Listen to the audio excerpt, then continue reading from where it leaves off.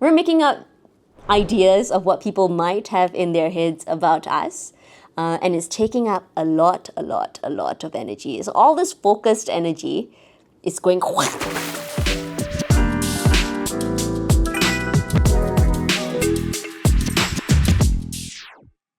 Today we're talking about what it really means to start focusing on yourself. And I'm speaking directly to you girlies, women and ladies who are we're in our 30s, our 40s.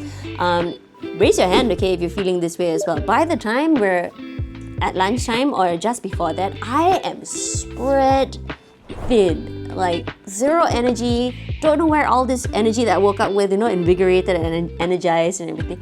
Where did all this energy go? So let's not waste time talking about why focusing on yourself is important, because we know we're worth it. But the real question, and the thing that most people don't talk about, is how. How do we focus on ourselves? And arguably a little bit more difficult is how do we stay disciplined enough to stay focused on ourselves and not have guilt about focusing on ourselves? That's massive. I struggle with this a lot. And although I'm still sort of finding my way through it, I have a few habits and mindset shifts that hopefully will help you sort of focus on yourself, try to get the energy back instead of putting it out there, bring it back in, reel it back in, and concentrate it on what really matters. Bring that energy back to you. So let's cut to it. Okay, so my first mindset reset, right, is, it sounds simple, but really I think this is something I'm going to be working on for the rest of my life. But it's basically to stop caring about what other people think about you. Sounds simple, right?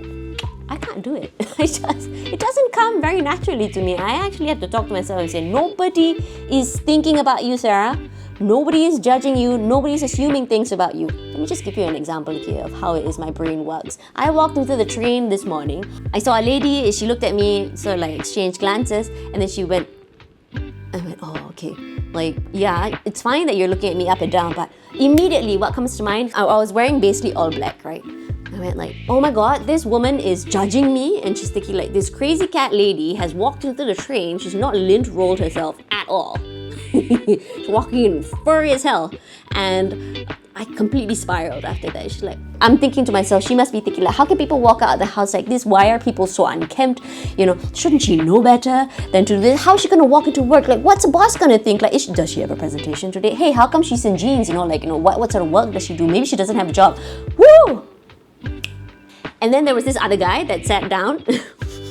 There was this other guy that was sitting down. He looked not at me, but he looked at my shoes, and I went immediately, he must be thinking that my shoes don't match my entire outfit. I'm just like very conscious of people looking at me, and for some reason this morning it was all about my dressing. This is very, very odd. And these are superficial things, right?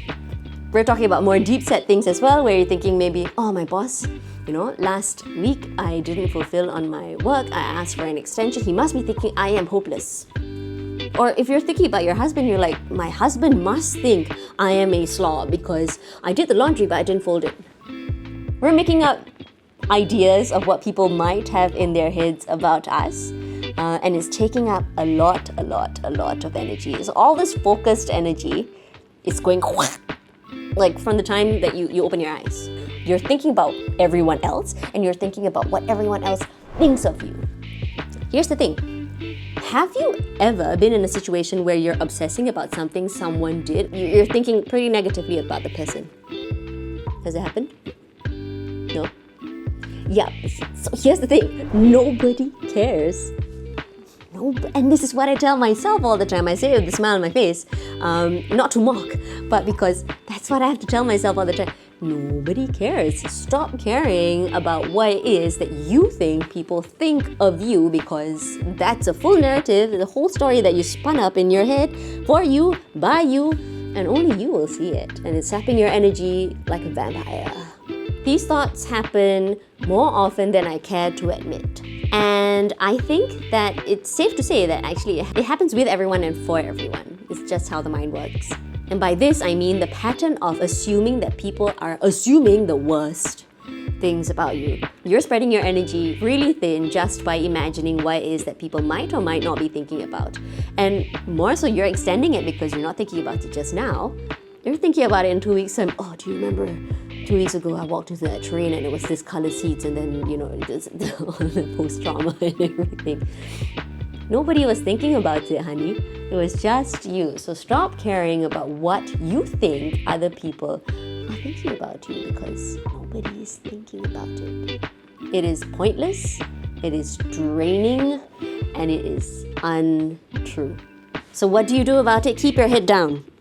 So what do? I keep my head down because I'm a curious little thing. When I'm out of the house, I'm just looking around, putting myself in everyone's shoes, and I'm just like, whoa, I'm like a child. So what I do, I put my head down and I just focus on something that's in my mind. Listening to something like podcasts or music or something sometimes helps, but it really helps when I have something else to focus on that is a little bit larger than the present moment and a bit larger than me. What I like to think about is of a goal, a purpose, a dream that I want to achieve. Well, this is grandiose things, right? That I want to achieve in life. So, let me just keep thinking about that. It's so much more fruitful to be thinking about something like a dream that you're trying to achieve or you're set for yourself in life, rather than be thinking about what this auntie is thinking, what the uncle is thinking, what my husband is thinking, what my boss is thinking. It's such a life changer. It reels in all this energy and you're like, damn, I actually have a lot of energy. It's just that I've been leaking it everywhere, like every step I took. So yeah, try it. Now the second one that I'm going to share is a habit, and it's called keeping the promises that you make to yourself. There are promises that you make to yourself on the daily. I guarantee you're probably not using the words I promise you, Sarah, or I promise you, insert name.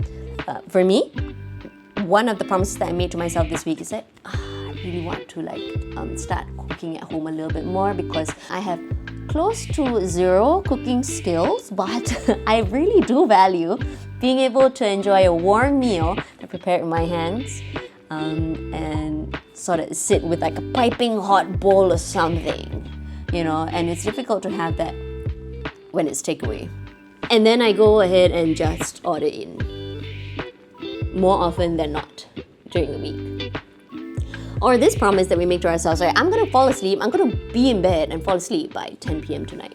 I'm sure that's a promise that you can resonate with. So you don't say the words, I promise myself, but there are many things that we hope to achieve. Maybe that's what you want to put it as, but I name it as a promise, right?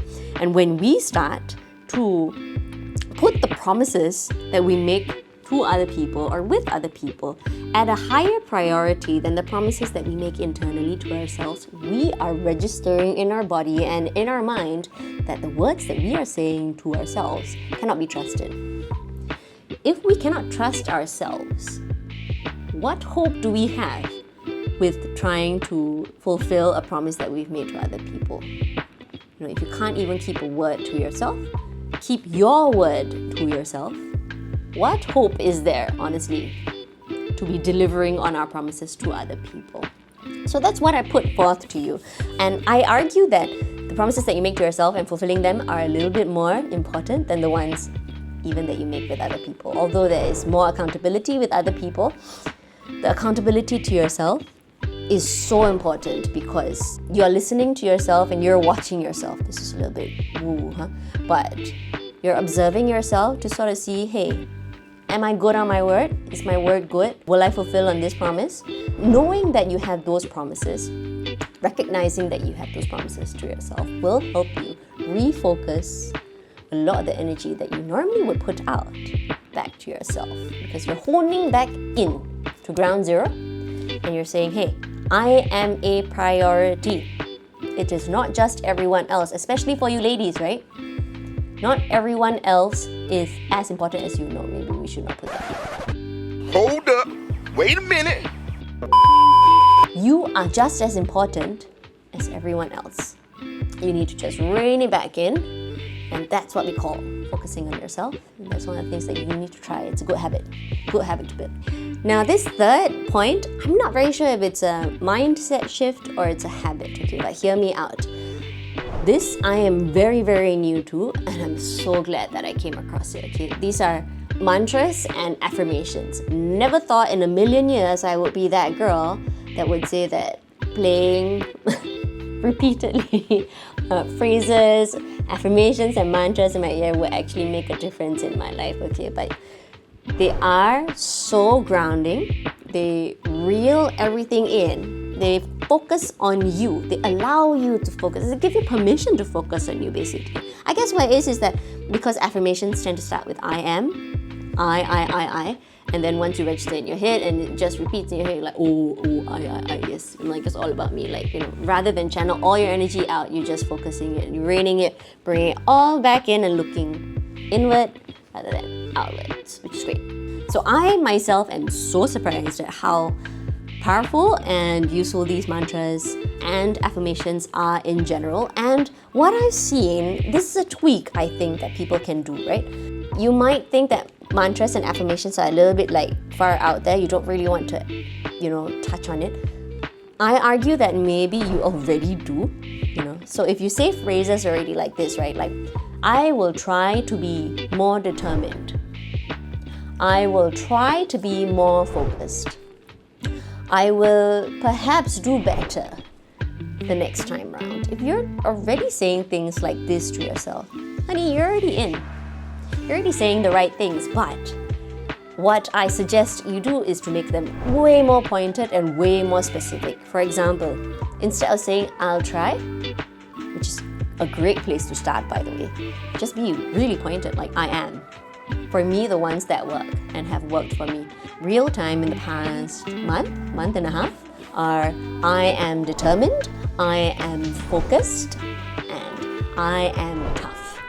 I don't necessarily repeat all three at the same time, but I use it as and when I feel I need a little bit more grounding in a specific area or in a specific topic, a specific theme. These things really, really sort of cancel out the noise around me that I tend to get very distracted by, trying to, appease everyone and try to make everyone happy, or try to tune in to everyone to make sure that I feel safe. I know where my space is. So holding these very specific words in our heads, repeat it first thing that you wake up in the morning, and maybe on the way to work, whenever it is that you need, really helps to refocus and keeps you very, very disciplined. You know why? Because they work. The way to really get me disciplined on something is to make sure that it works. If it works for me, I'm going to be doing it over and over again. I'm a creature of habit. So once it works, I'm suckered in. Like, I'm there for the home run, baby. So these are the 3 things that have helped me so far. If there are anything that works for you or resonates with you, please leave a comment. Do all the good things on YouTube, guys. Like, comment, share, subscribe, what else you do. Do all of them. Okay, and this is just a different format that we're doing, and hopefully you take what sticks and just leave the rest, honey.